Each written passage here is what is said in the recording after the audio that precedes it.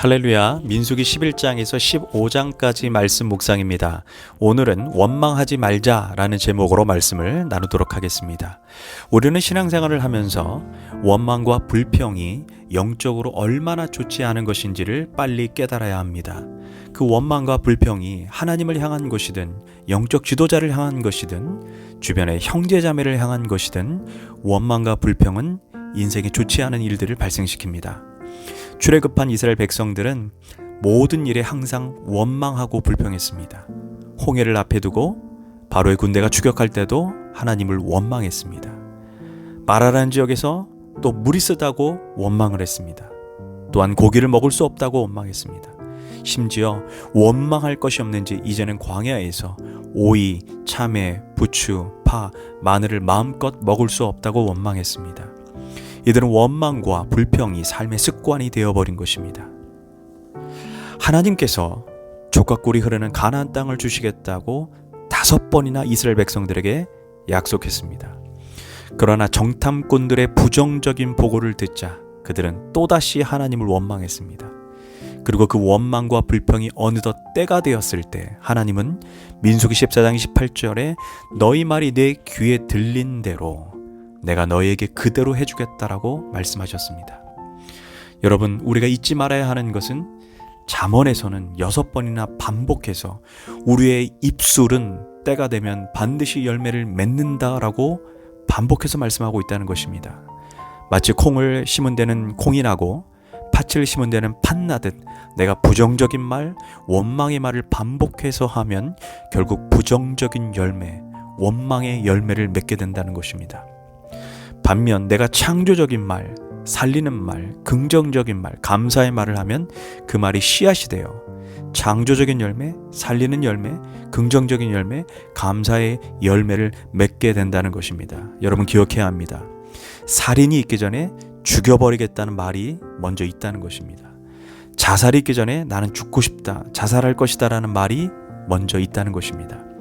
사업이 망하기 전에 나는 망할 것이다 라는 말이 먼저 있다는 것입니다. 그 말이 때가 되어 결국 혀의 열매를 맺게 된 것입니다. 여기서 우리가 생각해 봐야 하는 것은 열매라고 하는 단어입니다. 열매는 한순간에 이루어지는 것이 아닙니다. 우리가 부정적인 말을 해도 즉각적으로 하나님의 심판하지 않는 것은 사실 하나님의 은혜입니다. 이는 돌이키라고 기회를 주는 것입니다. 그러나 우리가 계속해서 부정적인 말을 하다 보면 이제 결정적인 순간인 열매를 맺는 단계가 옵니다. 그때는 돌이킬 수 없는 심판이 임하게 되는 것입니다. 그래서 야고보서 3장 6절에 혀는 곧 불의 세계라. 혀는 우리 지체 중에서 온몸을 더럽히고 삶의 수레바퀴를 불사르나니 그 사르는 것이 지옥불에서 나느니라 라고 말합니다. 우리가 부정적이고 절망적인 말, 우리의 온몸을 더럽히고 심지어 나의 삶을 완전히 불살라 버려서 지옥으로 만들어 버린다는 것입니다. 문제는 부정적인 말, 원망의 말이 자기만 망하게 하는 것이 아니라 주변에 있는 사람들의 인생도 오염시켜서 함께 망하게 한다는 것입니다. 야고보서 3장 5절에서 이와 같이 혀도 작은 지체로 돼 큰 것을 자랑하는도다. 보라 얼마나 작은 불이 얼마나 많은 나무를 태우는가. 자기 인생만 불살라 버리면 얼마나 좋겠습니까? 옆에 있는 나무는 사람을 상징합니다. 옆에 있는 사람들의 인생도 그 부정적이고 원망의 말을 듣는 사람도 망하게 한다는 것입니다. 그래서 부정적인 말, 원망의 말, 남 험담하기를 좋아하는 사람들 주변을 과감하게 떠나십시오. 과감하게 피하십시오. 과감하게 도망가십시오. 아니면 그 말이 내 인생을 불살라 버리게 하고 망하게 한다는 것입니다. 12 정탐꾼이 가나안 땅을 탐지하고 왔습니다. 그런데 10명의 정탐꾼들이 부정적인 보고를 합니다. 그들은 우리를 삼키는 땅이요, 그들의 성은 견고하고 철옹성벽 같고 그들에 비해 우리는 사우나만한 메뚜기에 불과하다라고 말합니다. 그때 여호수아와 갈렙이 아니다라고 말합니다. 그 땅의 거민들을 두려워할 필요가 없고 도리어 그들은 이미 우리의 밥이라고 말합니다. 왜냐하면 하나님이 우리에게 그 땅을 주시겠다고 약속했기 때문이라는 거예요. 그래서 그들의 보호자는 그들에게서 떠나갔다는 것입니다. 그리고 야훼는 우리와 함께하기 때문이라고 고백합니다. 그래서 우리는 두려워할 필요가 없다라고 말합니다. 하지만 이스라엘 백성들은 여호수아와 갈렙의 말보다 부정적인 10명의 정탐꾼의 말에 귀를 기울였습니다. 그리고 돌을 들어 여호수아와 갈렙을 죽이라고 했습니다. 여기서 원망과 불평은 전염성이 매우 크다는 것을 알게 됩니다. 그 결과 원망과 불평의 말을 처음으로 했던 10명의 정탐꾼들은 그 자리에서 심판을 받고 모두 죽게 됩니다. 동시에 그의 말에 동조했던 자들도 결국 약속의 땅을 바로 눈앞에 두고도 들어가지 못하게 됩니다. 이처럼 원망과 불평의 말은 하는 자와 듣는 자 모두 너도 죽고 나도 죽고 함께 망하게 한다는 것입니다. 원망과 불평의 자리를 빨리 떠나십시오. 빨리 피하십시오. 빨리 도망가십시오. 그 말을 듣다가 내 영혼까지 망가지게 됩니다. 심지어 약속의 땅인 구원도 잃어버리게 된다는 것입니다.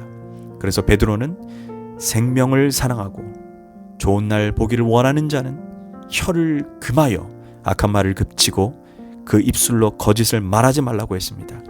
쉽게 말해 입조심, 혀조심하라는 것입니다. 바울은 출애굽한 이스라엘 백성들에 대해 고린도전서 10장에서 이렇게 요약합니다. 그들이 원망하다가 멸망시키는 자에게 멸망하였나니 너희는 그들과 같이 원망하지 말라. 그들에게 일어난 일이 본보기가 되고 또한 말세를 만난 우리를 깨우치기 위함이다라고 말을 합니다. 기억해야 합니다. 원망과 부정의 말을 버려야 합니다. 그러나 말세를 살아가는 우리들이 자주 사용하는 말을 한번 유심히 살펴보십시오. 힘들어 죽겠다. 이 쌍놈의 자식아. 무자식이 상팔자다. 이혼하자 이혼해. 이럴 바에는 차라리 죽는 게 낫겠다. 이게 인생이냐? 우리 입술에 이런 부정적인 말을 달고 살아간다는 것입니다. 그런데 이렇게 대놓고 하는 부정적인 말도 문제이지만 무의식 속에 하는 부정적인 말도 치명적입니다. 아침에 잠자리에서 눈을 비비면서 하는 첫말이 무엇입니까? 아, 졸려 죽겠다로 시작하지 않습니까? 저녁 때 집으로 돌아와 서류 가방을 내던지며 아, 피곤해 죽겠다라고 말하고 있지 않습니까? 애인끼리 만나게 되면 사랑스러워 죽겠다라고 말을 하고 헤어지면 보고 싶어 죽겠다라고 말합니다. 텔레비전 볼륨 소리가 너무 크면 볼륨을 죽이라라고 말합니다. 재미있는 코미디를 보면 재미있어 죽겠다라고 말을 합니다. 농담 같은 소리지만 전 세계에서 이렇게 죽겠다는 말을 많이 하는 민족은 없습니다. 웃긴 것은 그래서인지 OECD 국가에서 자살률이 전체 1등이 우리 한국입니다. 기억해야 합니다. 내가 푸념으로 내뱉은 말들도 그대로 현실이 됨을 기억해야 합니다.